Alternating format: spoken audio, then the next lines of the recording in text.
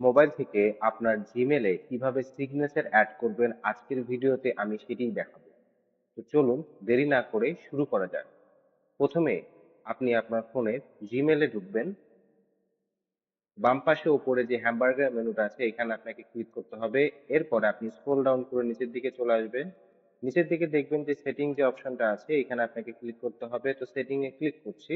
Setting এ click করার পরে আপনার যদি বেশ কয়েকটা জিমেল লগইন থাকে, আপনি যে জিমেলে সিগনেচার অ্যাড করতে চাচ্ছেন সেটা আপনাকে ক্লিক করতে হবে। তো আমি যেকোনো একটা ইমেল বেছে নিচ্ছি। এরপরে আপনি স্ক্রল ডাউন করে নিচের দিকে আসবেন এবং খুঁজবেন যে মোবাইল সিগনেচার অপশনটা কোথায় আছে। এই যে দেখুন মোবাইল সিগনেচার অপশন। এখানে আপনাকে ক্লিক করতে হবে। এখানে ক্লিক করার পরে আপনি সিগনেচার হিসেবে কি, কি রাখতে চাচ্ছেন, কি লিখতে চাচ্ছেন সেটা আপনাকে এখানে লিখে দিতে হবে। তো আমি লিখছি, আমি যেটা সিগনেচার হিসেবে এড করব। আপনার যেটা প্রয়োজন সেটা আপনি লিখে দিবেন এখানে। কি, কি হিসেবে এড করতে চাচ্ছেন।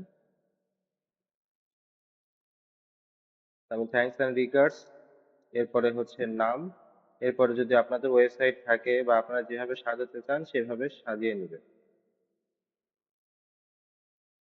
ওকে, এরপর আমরা ওকেতে ক্লিক করব। ওকে, আমার মোবাইল সিগনেচার হিসেবে আমার সিগনেচার অ্যাড হয়ে গেছে। এরপর আমরা ব্যাকে যাই, ব্যাকে গিয়ে দেখবো যে এটা কাজ করছে কিনা। তো আমি ব্যাকে যাচ্ছি।